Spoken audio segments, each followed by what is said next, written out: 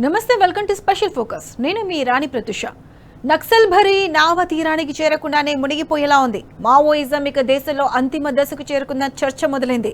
Peoples war ఉద్యమాలు ఇక చరిత్రలో కలిసిపోనున్నాయన్న టాక్ వినిపిస్తుంది. మాస్టర్ మైండ్ గెరిల్లా వ్యూహకర్త మాడ్వి హిడ్మా హతం తర్వాత మావోయిస్టు పార్టీ అంపశయ్యపైకి చేరుకుంది. వరుస ఎన్కౌంటర్లలో అగ్రనేతలను కోల్పోయిన మావోయిస్టు పార్టీలో మొదలైన అంతర్మదనంలో ఎవరి దారి ఎటు? మల్లోజుల వేణుగోపాల్ ఆసన్న లొంగుబాటు తాజాగా కీలక నేత ఈక్వేషన్స్ ఏంటి?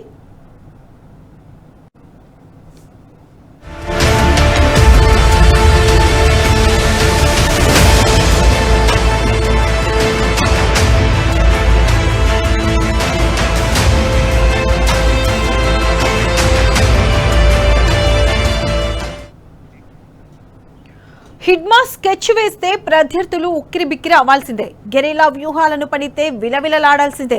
యూ టైప్ దాడులకు పన్నాగం వేసే ప్రత్యర్థి వ్యూహాలు పటాపంచలు అవ్వాల్సిందే. అగ్రనేత చలపతి దగ్గర విప్లవ పాఠాలు నేర్చుకున్న హిడ్మా ఒక్కో మెట్టు ఎక్కుతూ మావోయిస్టు పార్టీకి మాస్టర్ మైండ్ గా ఎదిగాడు. ఎన్నో మావోయిస్టు ఆపరేషన్లను ముందుండి నడిపించారు. అలాంటి వ్యూహకర్తను ఇప్పుడు మావోయిస్టు పార్టీ కోల్పోయింది. పార్టీ భవితవ్యం అంపశయ్యపై వేలాడుతోంది.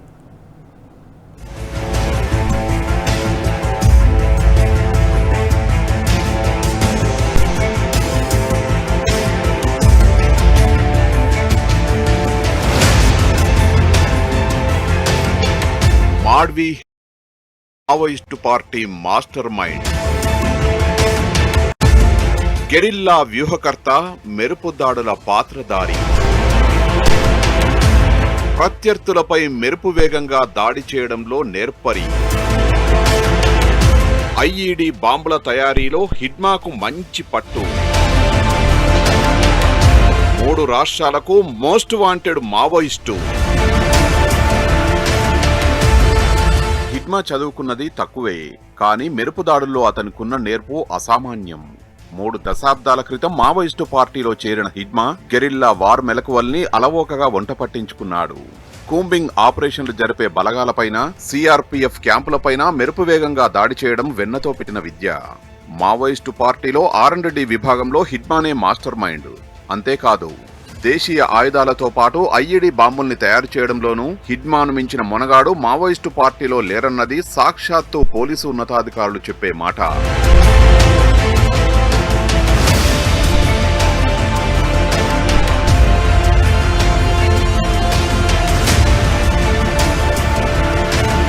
యాంటీ నక్సల్స్ ఆపరేషన్ ప్రస్తావన వచ్చినప్పుడల్లా మాడ్వి హిడ్మా పేరే ప్రముఖంగా వినిపించేది.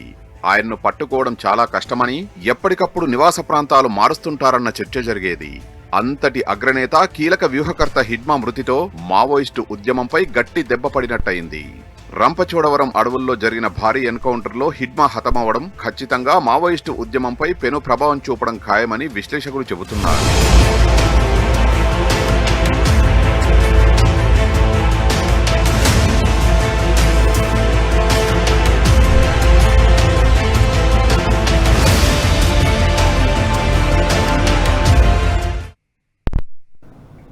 మావోయిస్టు పార్టీలో హిడ్మా ఎన్నో రికార్డులను బ్రేక్ చేశాడు. ఎన్నో భీకర దాడులు చేసి ఎంతో మంది జవాన్ల ప్రాణాలు తీశాడు. భారీ గెరిల్లా దాడులకు మాడ్వి హిడ్మా వ్యూహాలు రచించేవాడు. అతడు చేసిన దాడులన్నీ విజయవంతమే అయ్యాయి. ఇండోనేషియాలోని గెరిల్లా దాడుల్లో ట్రైనింగ్ తీసుకుని వచ్చిన హిడ్మా యూ టైప్ గెరిల్లా దాడిలో ఆరితేరారు. ఇంతకీ ఏంటా యూ టైప్ దాడి? మావోయిస్టుల ఉద్యమాన్ని హిడ్మా ఎలా ముందుకు నడిపారు?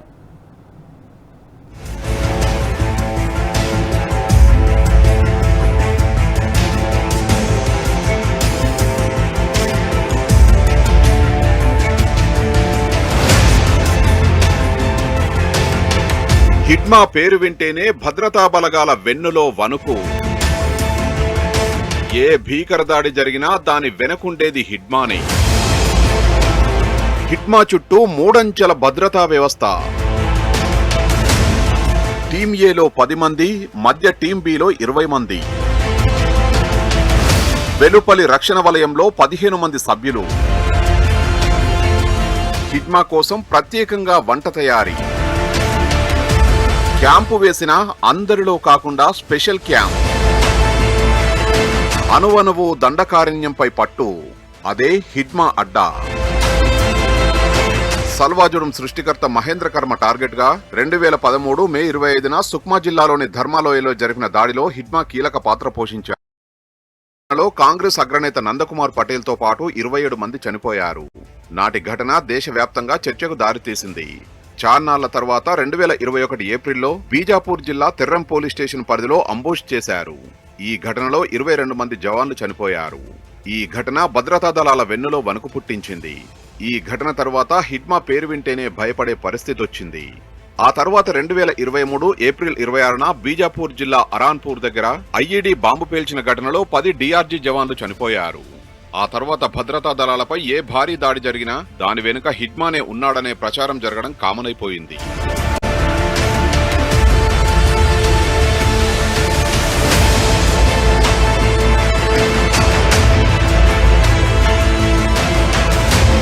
హిడ్మా సొంతూరు ఛత్తీస్గఢ్లోని సుక్మా జిల్లా పువ్వర్తి. ఆయన మరియు తెగకు చెందిన ఆదివాసీ. బాలసంఘం ద్వారా మావోయిస్టు పార్టీలోకి వెళ్లిన హిడ్మా విప్లవ భావాల్ని నరనరాన వంట పట్టించుకున్నాడు. 10వ తరగతి వరకే చదివినా ఇంగ్లీష్లో గుక్క తిప్పుకోకుండా మాట్లాడగలడు. మావోయిస్టులు నడిపే స్కూల్లో చదువుతూ భద్రన్న నేతృత్వంలో సాయుధపోరులో తొలి అడుగులు వేశాడు. ఆపై జేగురుగొండ ఏరియా దళ కమాండర్ గా ఉన్న సమయంలో అగ్రనేత నంబాల కేశవరావు మట్ల దాడిలో ముందుండి నడిచాడు. ఈ దాడిలో 76 మంది సిఆర్పీఎఫ్ జవాన్లు చనిపోయారు. ఈ ఘటన తర్వాత మావోయిస్టు పార్టీలో హిడ్మాకు ప్రత్యేక గుర్తింపు వచ్చింది.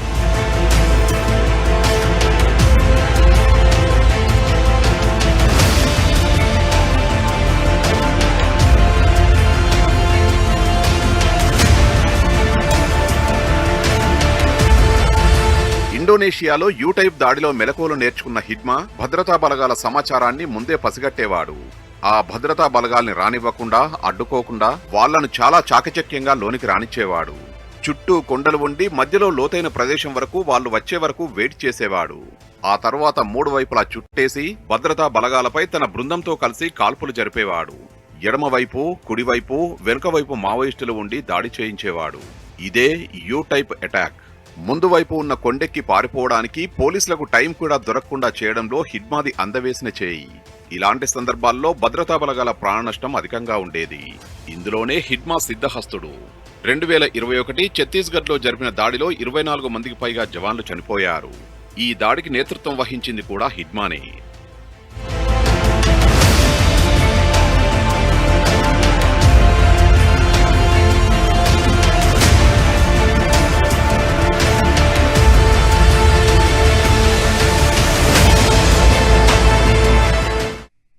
మాస్టర్ మైండ్ హిడ్మాను కోల్పోయిన మావోయిస్టు పార్టీ ఇప్పుడు అంతర్మదనంలో పడింది. మనుగడ చివరి దశకు చేరుకుందా అన్న సందేహం మొదలైంది. కేంద్ర కమిటీ సభ్యుల లొంగుబాటుతో పూర్తిగా తుడిచిపెట్టుకుపోయే పరిస్థితికి వచ్చింది. 2026 మార్చి నాటికి దేశంలో మావోయిస్టు పార్టీయే ఉండదని ఎన్నోసార్లు ప్రస్తావించిన కేంద్రం దానికి ముందే పని ముగించే పనిలో పడింది. నవంబర్ 30 లోపు హిడ్మా పని పట్టాలని కేంద్ర హోంమంత్రి అమిత్ షా స్వయంగా ప్రకటించడం, దానికి ముందే హిడ్మాను హతం చేయడంతో అనుకున్న పని పూర్తయిందన్న చర్చ మొదలైంది.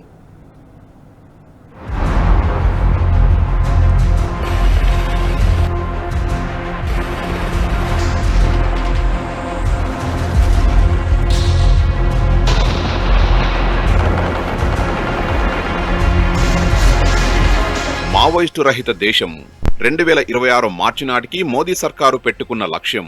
అంతర్గత భద్రత కోసం మావోయిజాన్ని అంతం చేయాల్సిందేనని అమిత్ షా ఇప్పటికే స్పష్టం చేశాడు. టైం లైన్ పెట్టుకుని మరీ మావోయిస్టు ఉద్యమాల్ని అణిచివేస్తున్నారు. ఈ క్రమంలో మావోయిజం చరిత్రలో కలిసిపోనుందా? వరుస ఎన్కౌంటర్లు, కీలక నేతల లొంగుబాట్లు అవుననే సమాధానమిస్తున్నాయి. గతేడాది జరిగిన అబోజ్మడ్ ఎన్కౌంటర్, ఆ తర్వాత కర్రిగుట్టల్లో జరిగిన భారీ ఎన్కౌంటర్లు మావోయిస్టు పార్టీలో కలకలం రేపాయి. గత మే నెలలో ఛత్తీస్గఢ్లోని నారాయణపూర్లో జరిగిన ఆపరేషన్లో సిపిఐ మావోయిస్టు ప్రధాన కార్యదర్శి నంబాల కేశవరావు చనిపోయారు.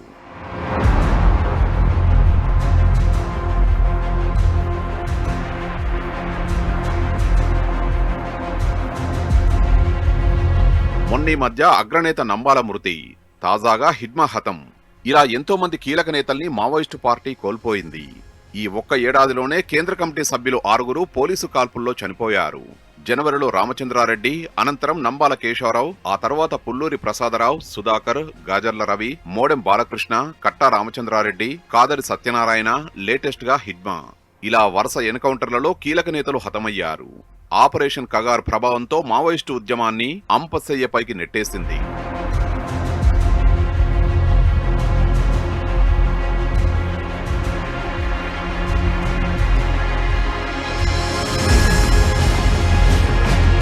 అప్పట్లో మావోయిస్టు కీలక నేత మల్లోజుల వేణుగోపాల్ లొంగిపోవడమే పార్టీకి కోలుకోలేని దెబ్బ. పార్టీ పొలిట్ బ్యూరో సభ్యుడైన వేణుగోపాల్ లొంగుబాటు తర్వాత ఆయన దారిలో ఎంతో మంది మావోయిస్టులు అస్త్ర సన్యాసం చేస్తున్నారు. వేణుగోపాల్ లొంగిపోయిన మరుసటి రోజున ఏకంగా 170 మంది మావోయిస్టులు సరెండర్ అయ్యారు. ఇందులో కేంద్ర కమిటీ సభ్యుడు తక్కల్లపల్లి వాసుదేవరావు అలియాస్ ఆసన్న కూడా ఉన్నాడు. 2 రోజుల వ్యవధిలో 258 మంది లొంగిపోయారని కేంద్ర హోంమంత్రి అమిత్ షా ఎక్స్ వేదికగా ప్రకటించారు. నక్సలిజంపై పోరులో ఇదో మైలురాయి అని ట్వీట్ చేశారు. అబోజ్మడు, ఉత్తర బస్తర్ ఇప్పుడు నక్సల్స్ నుంచి విముక్తి పొందాయని పేర్కొన్నారు.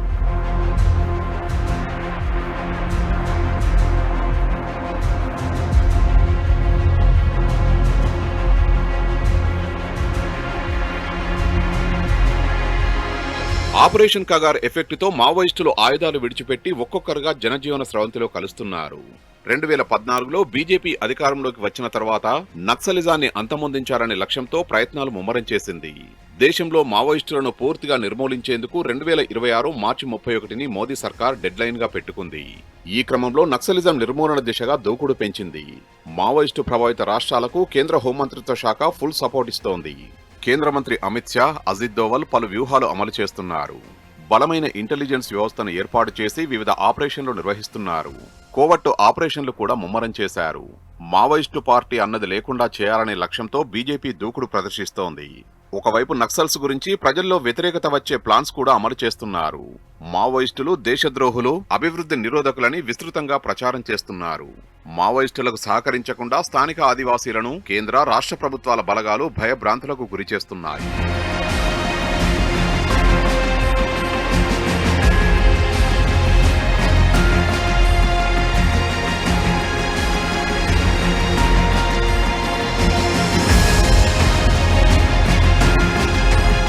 బలమైన ఆర్థిక, సైనిక వ్యవస్థ ఉన్న రాజ్యాన్ని ఎదుర్కోవడం మావోయిస్టు పార్టీకి శక్తికి మించిన పనిగా మారింది. అత్యాధునిక ఆయుధ సంపత్తి ఉన్న బలగాలను ఢీకొట్టే క్రమంలో మావోయిస్టులు పిట్టల్లా రాలిపోయారు. ఆపరేషన్ కగార్ పేరుతో దండకారణ్యంపై కేంద్ర ప్రభుత్వ బలగాలు పూర్తి ఆధిపత్యం సాధించినట్టే కనిపిస్తోంది. తాజాగా వరుసగా మావోయిస్టు కీలక నేతలు ఒక్కొక్కరిగా ఆయుధాలు విడిచిపెట్టి లొంగిపోతుండడమే అందుకు నిదర్శనం. ఛత్తీస్గఢ్ లో బీజేపీ అధికారంలోకి వచ్చిన తర్వాత జనవరి 2024 నుంచి ఇప్పటి వరకు 2100 మంది మావోయిస్టులు లొంగిపోయినట్లు కేంద్ర మంత్రి అమిత్ షా ఎక్స్ వేదికగా ప్రకటించారు.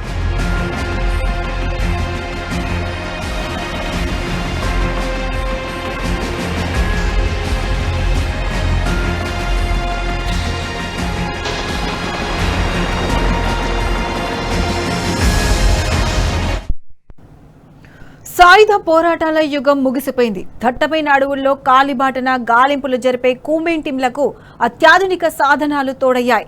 చిట్టడవులను జల్లెడ పట్టగలిగే శాటిలైట్ సర్వే లెన్స్ టెక్నాలజీ అందుబాటులో ఉంది. ఇతర ఆధునిక సాంకేతికత పరికరాలు మావోయిస్టుల ఏరివేతకు సహకరిస్తున్నాయి. ప్రభుత్వాలు అనుసరిస్తున్న ఆదివాసీ అనుకూల నవీన పోకడలు, వ్యాపార కలాపాలు, యూత్ ఆస్పిరేషన్స్ నక్సలిజాన్ని అందుకే మావోయిస్టుల మనుగడ కష్టమవుతుంది. ముందు ముందు మరింత కష్టతరం కానుంది.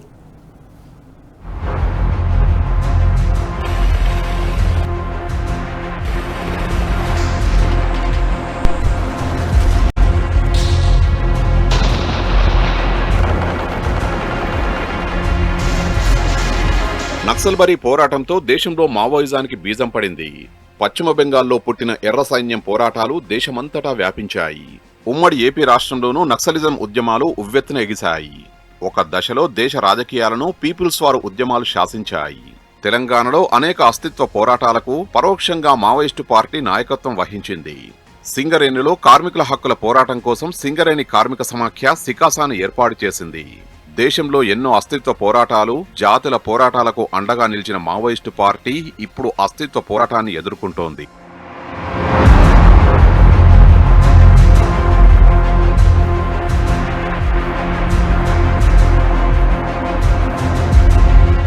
దేశంలో 1980వ దశకంలో నక్సలిజం ఉవ్వెత్తున ఎగిసింది. పశ్చిమ బెంగాల్ నక్సల్ బరిలో జరిగిన ప్రజా తిరుగుబాటు దేశంలో సంచలనం రేపింది. ఏకీ రాస్తా నక్సల్ బరి ఏకీ రాస్తా అంటూ విప్లవం దేశమంతటా వ్యాపించింది. ఉమ్మడి ఏపీలోనూ మావోయిజం ఉగ్రరూపం దాల్చింది. గోదావరి లోయ వెంబడి అత్యంత ప్రభావమైన స్థాయికి ఎదిగింది. పశ్చిమ బెంగాల్లో భూస్వాములకు వ్యతిరేకంగా పుట్టిన నక్సల్బరీ ఉద్యమం అనతి కాలంలోనే దేశమంతా విస్తరించింది. నక్సల్బరిలో పురుడు పోసుకున్న అన్నల పోరాటం దేశానికి వీర తిలకం దిద్దింది. అనేక పోరాటాలు, అనేక త్యాగాలు చేసింది. ఎన్నో విజయాల్ని ముద్దాడింది, ఎన్నో అపజయాల్ని ఎదుర్కొంది. 6 పదుల త్యాగాల పోరాటంలో మావోయిస్టు పార్టీ ఎన్నో వ్యూహాలతో పాటు అనేక విద్రోహాలకు గురైంది. పోరాట రూపాలు మార్చుకుంది. కేంద్ర ప్రభుత్వం చేపట్టిన ఆపరేషన్ కగారుతో ఇప్పుడు మావోయిస్టు ఉద్యమం అస్తిత్వ ప్రమాదంలో పడింది.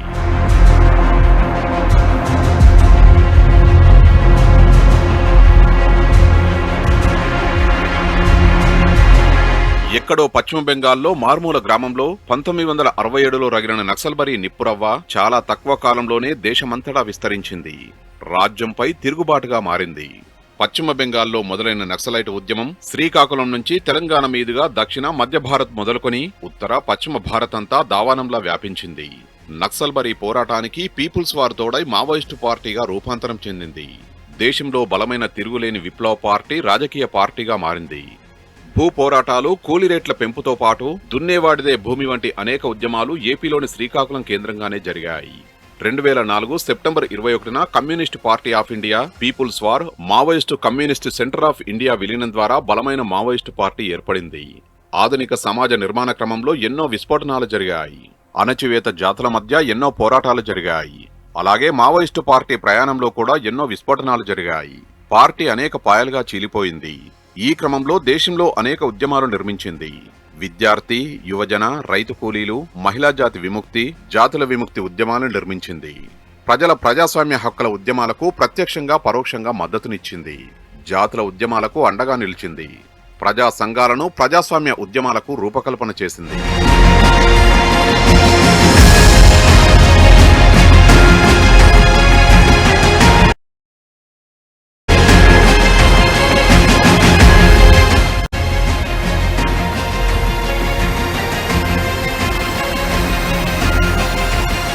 తెలంగాణలో అనేక అస్తిత్వ పోరాటాలకు పరోక్షంగా మావోయిస్టు పార్టీ నాయకత్వం వహించింది.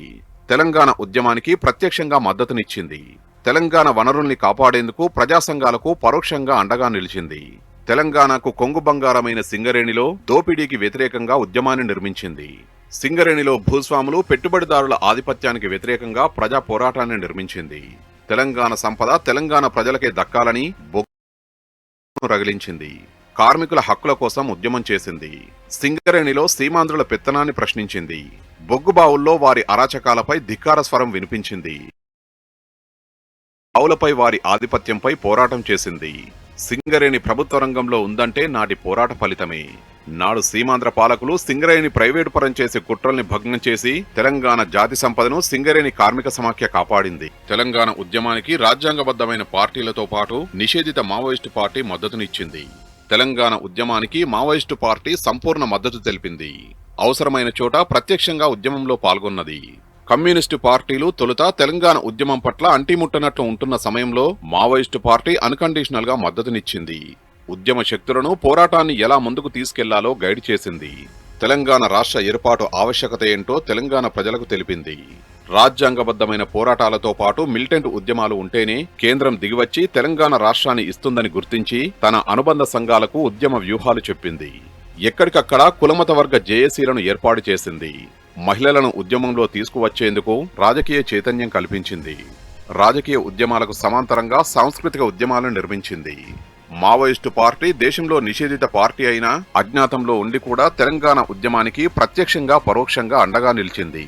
తెలంగాణ అస్తిత్వ ఉద్యమానికే కాదు, దేశంలో జాతుల ఉద్యమానికి, ప్రాంతీయ పోరాటాలకు మద్దతునిచ్చింది.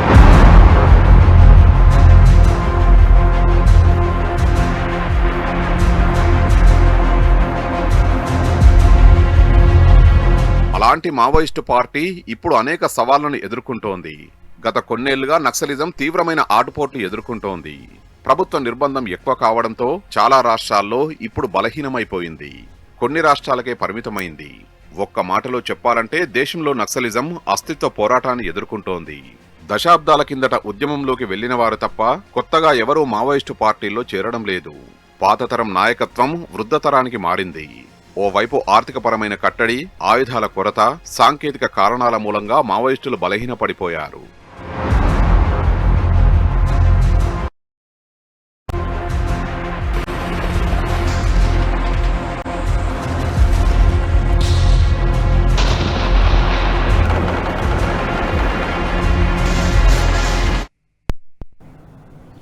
ప్రపంచంలో ఎక్కడ లేని విధంగా భారత ప్రభుత్వం సైనిక యుద్ధానికి దిగింది. ఆదివాసీల కాళ్ళ మీద ఉన్న విలువైన భూములు, అందులో ఉండే సహజ వనరులను పెద్దలకు కట్టబెట్టేందుకు మృత్యు క్రీడ కొనసాగిస్తుంది. ఆదివాసీ గిరిజన ప్రాంతాలు, అటవీ ప్రాంతాల్లో నిత్యం నెత్తురోడుస్తుంది. దేశ సంపదను కాపాడుతున్న ఆదివాసులపై అన్నల పేరుతో బుల్లెట్ల వర్షం కురిపిస్తుంది. అర్ధ సైనిక యుద్ధాన్ని నడిపిస్తుంది. నిత్యం ఎన్కౌంటర్లతో ఆకుపచ్చని అడవి రక్తంతో ఎర్రబారుతుంది. ఇలాగే మావోయిస్టు ఉద్యమానికి చరమగీతం పాడుతుంది. ఇది ఇవాల్టి స్పెషల్ ఫోకస్. నమస్తే.